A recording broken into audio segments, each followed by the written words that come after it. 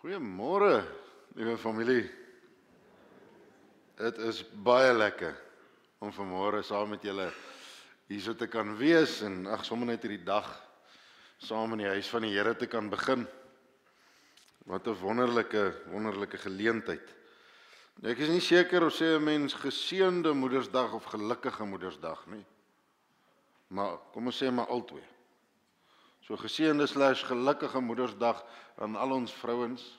Ons is vir julle lief en sonder julle kan ons nie. Weet dat ons sien julle raak met alles wat julle vir ons doen.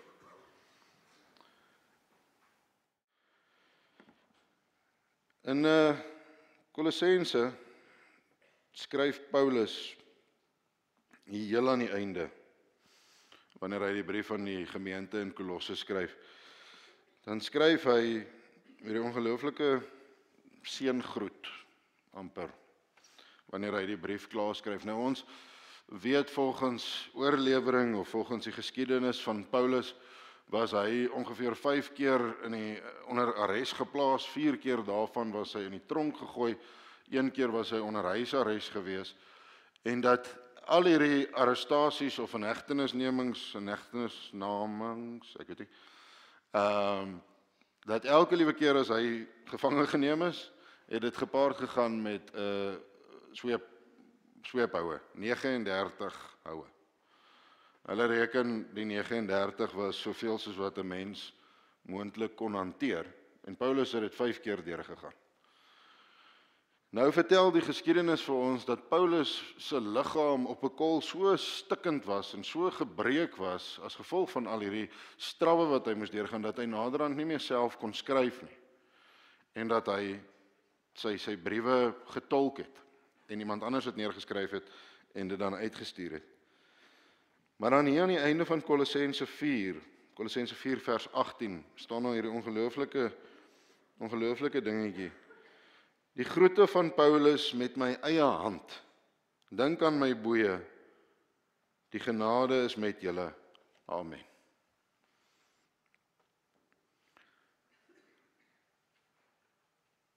Ek groet julle vanmôre in die naam van die Here, wat ons die krag gee om aan te gaan. Om op te staan en weer te doen.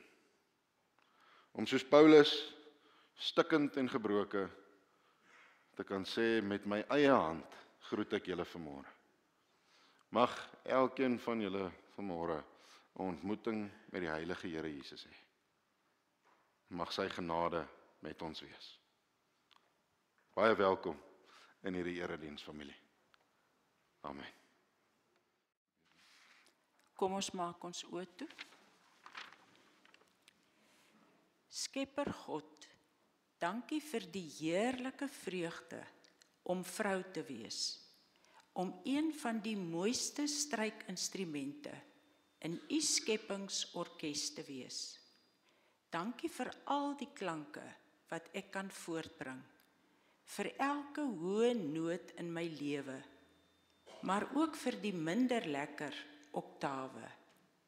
Dankie veral vir my tipiese vroulike, dun gesnaardheid en fyn aanvoeling vir mense. Hoe bevoorreg is ek, Here, om as kroon van u skepping, ma, dogter, vrou en vriendin te wees. Hoe uitdagend om sieke trooster, beraader, regter, onderwyser, predikant, binnehuisversierder, kok en aankoper op een dag te wees. Hoe heerlik vertroostend dat u my vrou wees ken en verstaan en dat u altyd daar is om my by te staan. Ek wil graag u bruid wees, bruidegom. Ek wil mooi, minsaam en moedig wees. Ek wil iets van u grootheid hier op aarde leef. Mag my lewe 'n simfonie van liefde voortbring, wat elke dag op 'n hoë noot sal eindig. 'n noot wat u lof besing. Amen. Vir 'n oomblik, net daar waar ons is, kom ons sluit ons oë en ons word rustig.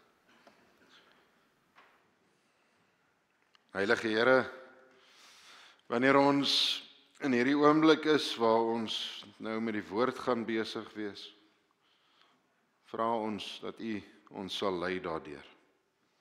Here, dat U met ons sal praat, dat ons U sal hoor en dat U woorde by ons sal vassteek. Seën ons ook in hierdie oomblik, Here. Hoor ons. Bly by ons. Amen. Familie, ons teksgedeelte is 'n kort gedeelte, dis 3 versies daar uit Johannes 19 uit. Wat natuurlik deel vorm van 'n groter verhaal, deel vorm van 'n groter gedeelte, en dit is tog belangrik dat ou, wanneer jy met die Bybel besig is, om net die hele prentjie rondom die teksgedeelte wat jy mee besig is, te besef. So wat ons teksgedeelte is 'n gedeelte waar Jesus aan die kruis is, alreeds aan die kruis is. Maar ons weet mos nou wat voor dit gekom het. Jesus was voor die Joodse raad, hy's gevangene geneem voor die Joodse raad, voor Pontius Pilatus gewees. Pontius Pilatus het gesê, hy was sy hande, hulle moet maak met hierdie man wat ook al hulle goed dink. En uiteindelik is Jesus dan nou op Golgotha. En ons lees, die stukkie wat ons lees, is waar Jesus nou reeds aan die kruis vasgeslaan is. En ons lees dan hier aan die einde van hierdie gedeelte by vers 25 tot 27 die volgende. By die kruis van Jesus het sy moeder en sy moeder se suster en Maria, die vrou van Klopas, en ook Maria Magdalena gestaan. Toe Jesus sy moeder sien, as ook die disipel vir wie hy lief was wat by haar staan, sê hy vir sy moeder, vrou, kyk, daar is u seun. Daarna sê hy vir die disipel, kyk, daar is jou moeder.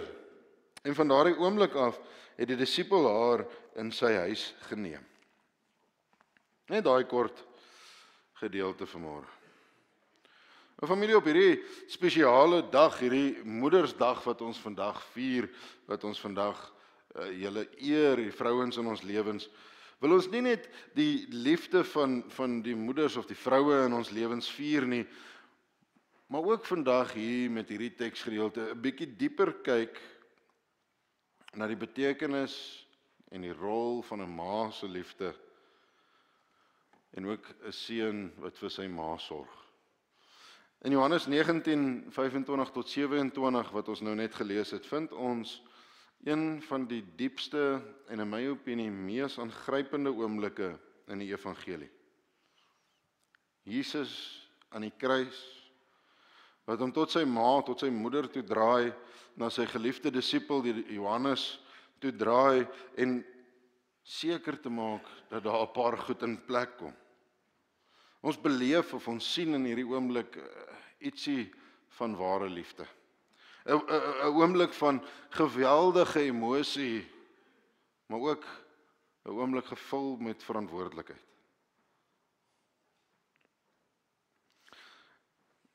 Ons sien in die begin van hierdie teksgedeelte, net hierdie paar versies, sien ons 'n beskrywing van hierdie toneel aan die kruis wat daar plaasgevind het.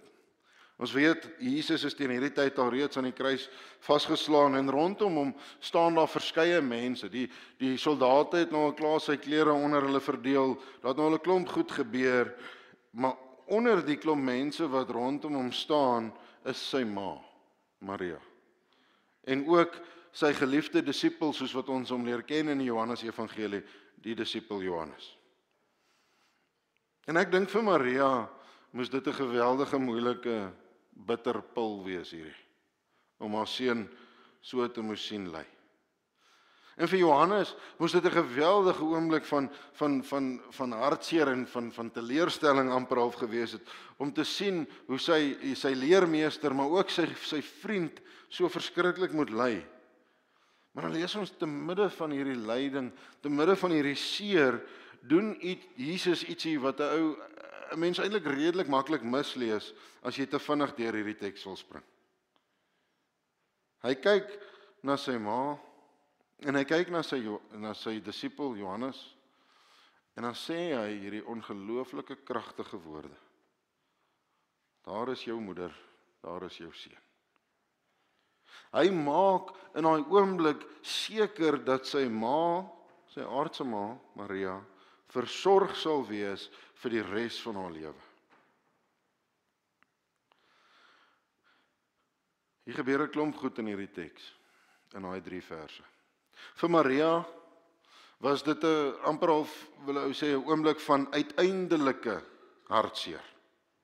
Wat ek bedoel daarmee, sy het geweet van die begin af wat gaan gebeur met Jesus. Sy het van die begin af geweet wat haar seun gaan moet deurgaan en het van die begin af nooit in die pad van die Here se plan gestaan wanneer dit by Jesus gekom het nie.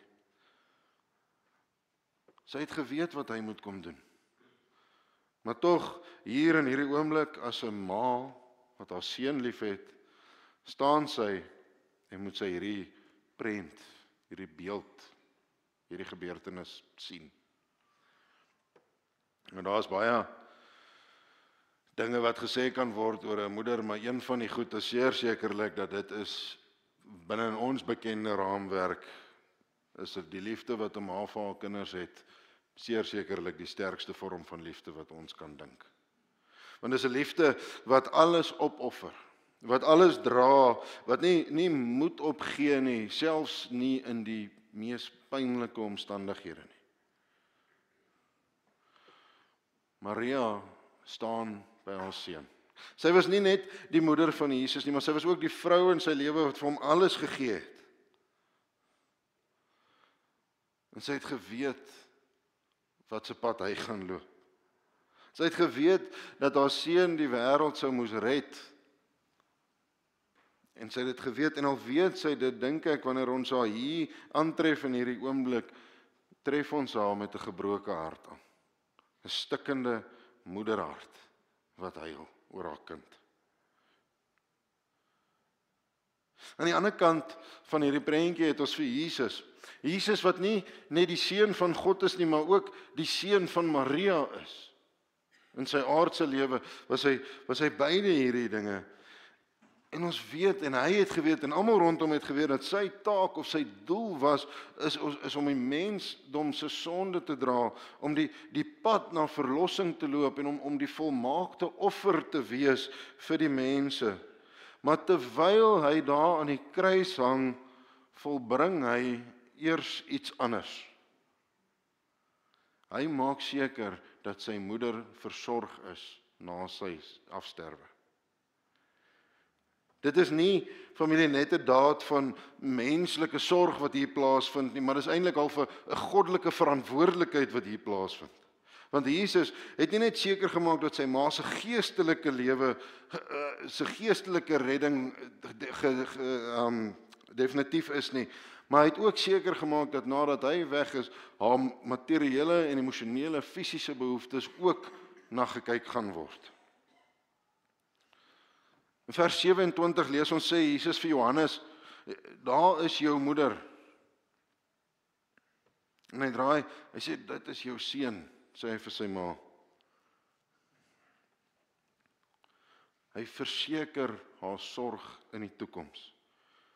Dis 'n oomblik van geweldige versorging en liefde wat eintlik hier plaasvind.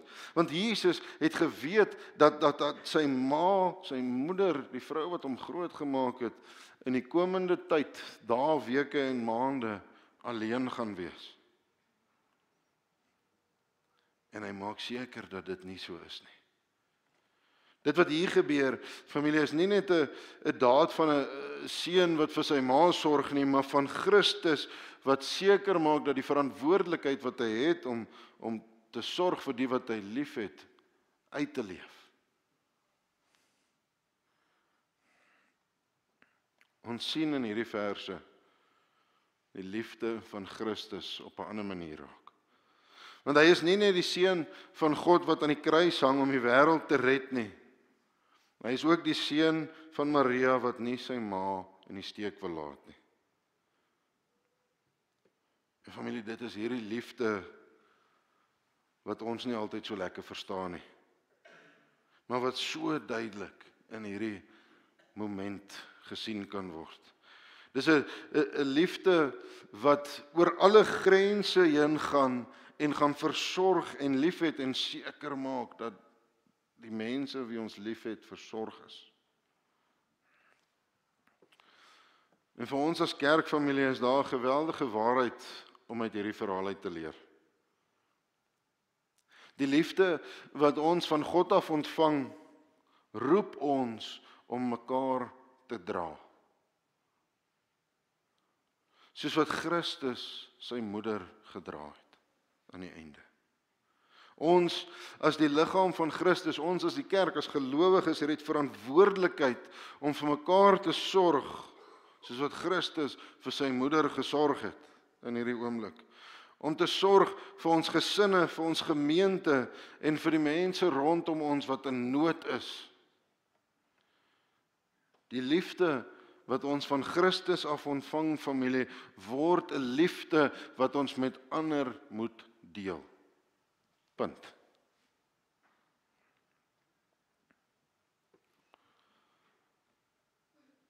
Wanneer Jesus na Johannes toe dra en vir hom sê, kyk, daar is jou moeder, is dit meer as net 'n eenvoudige instruksie wat hy gee, want daar is 'n geweldige diep geestelike betekenis agter hierdie woorde. Vir ons, in die hier en die nou. Want Jesus gee nie net vir Johannes die verantwoordelikheid om vir Maria te versorg na sy dood nie. Hy gee ook vir ons die opdrag, aan elkeen van ons die opdrag, om die mense wat in ons lewens is, te versorg, te eer en te respekteer. Ons moet vir mekaar omgee, mekaar se behoeftes meet en nie net in ons onmiddellike familie nie, maar ook in die breër gemeenskap waarin ons betrokke is, waarin ons woon en werk en bly. Want ons het die liefde van Christus ontvang wat hy aan die kruis vir ons gegee het.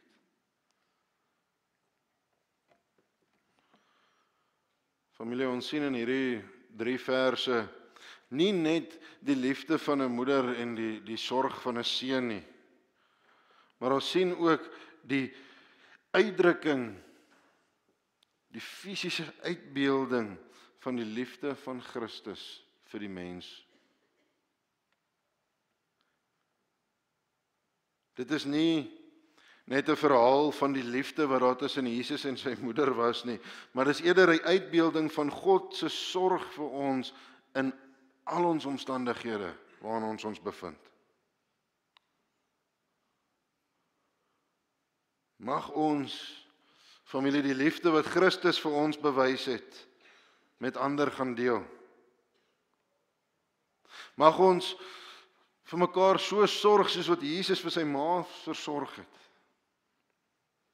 Mag ons in alles wat ons doen onthou dat die liefde van Christus in ons is en dat hierdie liefde 'n liefde is wat ons na mekaar toe dwing. Na mekaar toe dryf om mekaar te dien en mekaar te versorg. Mag ons, familie, op hierdie Moedersdag die liefde van 'n moeder, die sorg van 'n seun, ietsie van die roeping in hierdie lewe beleef.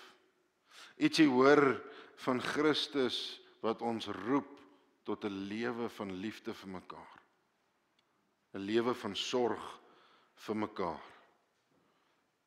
En mag God ons in sy genade lei om hierdie liefde van Christus in ons lewens te gaan uitleef. Soos net 'n moeder kan, eintlik. Mag julle vandag die liefde van die Here ontmoet. En dit ook saam met jou neem en gaan deel. Amen. Kom ons bid saam. Heilige Here, Wanneer ons vandag ook weer hier uit die kerk uitgaan, uit die gemeente uitgaan terug na ons huise toe, Here, om verder te gaan vier, om ons geliefde vroue in ons lewens weer te gaan, iets spesiaals vir hulle dalk te gaan doen, Here, sê ons vir U dankie, dat U die eerste voorbeeld gegee het van hoe dit gedoen moet word. Dat U die perfekte voorbeeld gegee het daarvan. Here, dankie dat ons op 'n dag soos vandag vir 'n oomblik kan stil staan hierby. Mag ons dit saam met ons neem. Mag ons U voorbeeld navolg. Mag ons mekaar ten alle tye in liefde en versorging ontmoet. Seën ons in wat vir ons voorlê, ook in hierdie week, Here. Mag U genade vir ons genoeg wees. Amen. Ontvang die seën van die Here. Mag die liefde van die Here jou lewe lei. Mag sy lig jou pad verhelder en mag hy elke tree saam met jou wees. Die Here sal jou seën en hy sal met jou wees. Amen.